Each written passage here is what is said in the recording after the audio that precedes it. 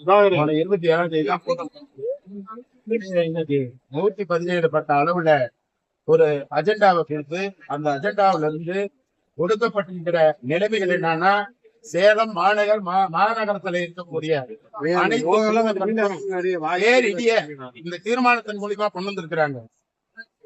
குடிநீர் 24x7 என்ற கோவையில 4315 கோடி ரூபாய தனியாருக்கு தாரை பார்த்து குடிநீர் பிடிக்கிற நம்மெல்லாம் இன்னைக்கு தனியார்கிட்ட கொண்டு போய் ஒப்படைச்சு இந்த குடிநீர் பாமர மக்கள் பயன்படுத்த முடியாத ஒரு சூழ்நிலையை உருவாக்கிட்டு இருக்கிறாங்க. இன்னைக்கு வீட்டு கனெக்ஷன் இருக்கும், அதே மாதிரி வசதி வாய்ப்பு இல்லாதவங்களுக்கு தெரு கனெக்ஷன் தான் மக்கள் பிடிச்சிட்டு இருக்காங்க. அந்த தெரு கனெக்ஷனை பூரா திட்டத்திட்ட முடிச்சுட்டாங்க. இன்னைக்கு இருக்கிறது பாமர மக்கள், வசதி இல்லாதவங்க, பின்தங்கிய மக்கள்லாம் ஒரு சில ஏரியாவோட குடிநீர் இருக்காங்க. இந்த 24x7ங்கிற முறையில குடி தண்ணீர் வருவாயை பெருக்குகின்றோம் என்கின்ற திட்டத்துல 4315 கோடி ரூபாயை தனியாருக்கு தாரை வென்ற அனைத்து இந்திய அண்ணா திராவிட முன்னேற்ற கழகம் உண்மையா கண்டிக்குது. இந்த குடிநீர் திட்டத்தை ஏற்கனவே கடந்த ஆட்சி காலத்துல 20 அடி தண்ணி இருந்தாலும் 15 அடி தண்ணீர் மேட்டூர்ல இருந்தாலுமே மாணவ மக்கள் தங்கு தடை இல்லாம தண்ணீர் வழங்கணும்னு என்னுடைய முன்னாள் முதலமைச்சர் சட்டமன்ற எதிர்கட்சி தலைவர் பொதுப்பணித்துறை அமைச்சராக இருக்கும் பொழுது மேடான பகுதியில் பள்ளமா இருக்கிறபடியெல்லாம் மேடான பகுதியா உருவாக்கி மணல் மூட்டைகளை அடிக்கலாம் மாநகரத்துக்கு பல கோடி ரூபாயை செலவு செஞ்சு தண்ணியை கொடுத்திருக்கிறோம். இந்த மாநகராட்சியில 450 கோடி ரூபாய் சிறப்பு நிதி திட்டமாக கொடுத்திருக்கிறார் நம்ம எடப்பாடியார். 1000 கோடி ரூபாய் ஸ்மார்ட் சிட்டி திட்டத்தில் கொடுத்திருக்காரு. இதையெல்லாம் மாநகர மக்களுடைய நலனுக்காக கொடுக்கப்பட்ட பணம். ஆனா இன்னைக்கு தனியாருக்கு தாரை பார்த்து குடிநீரை கூட இன்னைக்கு அதுல கொள்ளையடிக்கிறதுக்கு உண்டான நடவடிக்கைகளை இந்த அரசு மேற்கொண்டு இருக்குது. இந்த மாமன்றத்தை இந்த தீர்மானத்தை நிறைவேற்றக்கூடாதுங்கிறது தான் எங்களுடைய முத்தாய்ப்பான கோரிக்கை. இத 2021லயே இந்த தீர்மானத்தை கொண்டு வந்தாங்க. அப்பயே எதிர்ப்பு தெரிவித்து வெளிநடப்பு பண்ணோம். இது மாநகராட்சி எடுத்து செய்ய வேண்டிய அவசியம் தானே தவிர தனியாருக்கு தாரை பார்க்க வேண்டிய அவசியம் இல்ல. அரசோட நிதியில இருந்து பெற்று பண்ணுங்கப்பா. பொதுமக்களுக்கு தானே செய்யற, மாநகராட்சி மக்களுக்கு தானே பண்ற. உன்னுடைய அரசு திட்டத்தில இருந்து பணத்தை ஒதுக்கீடு பண்ணி வாங்கி பண்ண 1000 கோடி ரூபாய் வாங்கி கொடுத்தாங்கல்ல. ஏற்கனவே 450 கோடி ரூபாய் இந்த மாநகராட்சிக்கு ஆனா எடப்பாடியார் பணம் சிறப்பு நிதி கொடுத்தாருல்ல. அந்த மாதிரி தமிழ்நாடு சிறப்பு நிதியா ஒதுக்கி இந்த மாநகர மக்களுக்கு குடிநீர் கொடுங்க. எதுக்காக இந்த மாதிரி வஞ்சிக்கிற திட்டம் பொதுமக்களை? கட்டண உயர்வு அவங்களே திட்ட பயன்கள்ல சொல்லி இருக்கிறாங்க. 65% இன்னைக்கு வருவாய் இருக்கிறத 100% நாங்க இதுல வருவாயை உயரும் அப்படின்ற அவங்க திட்ட பயன்கள்ல குறிப்பிட்டிருக்கிறாங்க. கட்டணம் உயருங்க. அவங்க 6வது தீர்மானம் நீங்க அஜெண்டா வாங்கியிருப்பீங்க பாருங்க. திட்ட பயன்கள் தனியார் வசூலிக்கிற மாதிரி தான் போட்டுக்கிறாங்க. அந்த குடிநீர் இணைப்பு பெறுவதற்கு குடிநீர் கட் பண்றது இந்த பணிகளை எல்லாம் மாநகராட்சி பார்க்கும்.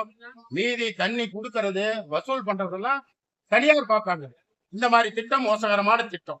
இந்த திட்டங்களை செயல்படுத்தக்கூடாதுங்கிறதா ஆரம்ப கட்டத்துல இருந்து நாங்க எதிர்த்துட்டு இருக்கோம்.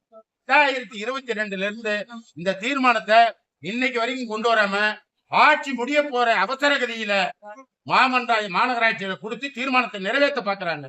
இந்த அரசு பட்ஜெட்ல கொண்டு வந்து இந்த வருவாய் திட்டத்தை இணைக்கிறதுக்காக முழு முயற்சியாக மோசடியான திட்டத்தை, சேலம் மாணவ மக்களை வஞ்சிக்கின்ற திட்டத்தை இதுல கொடுத்திருக்கிறாங்கிறது வன்மையா அனைத்து அண்ணா திராவிட முன்னேற்ற கழகம் 2022ஆம் ஆண்டுல இருந்து இதை ஏத்துக்கிட்டே இருக்கிறோம். இதை நிறைவேற்றக்கூடாதுங்கிறது தான் இன்னைக்கு மாமன்ற கூட்டத்தினுடைய சாராம்சம்.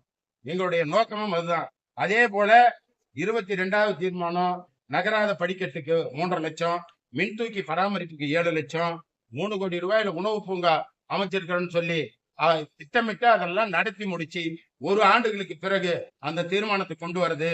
தீர்மானம் 27 யார் அந்த ரங்கராஜ் கான்ட்ராக்டருக்கு இவ்வளவு அளவுக்கு ஒப்பந்தங்களை விட வேண்டிய அவசியம் ஒருத்தருக்கே எப்படி கிடைக்குது? குடிநீர் டீவியேஷன் கொடுக்குறாங்க ஒவ்வொன்றிலையுமே. அதே மாதிரி குடிநீர் பராமரிப்பு கட்டணத்துல ஒரு எம்எல்டி கொண்டு வரதுக்கு மேட்டூர்ல இருந்து 789 ரூபாய் பராமரிப்பு கட்டணமா 39 லட்சத்தை மாசம் கொடுத்துக்கிட்டு இருக்காங்க.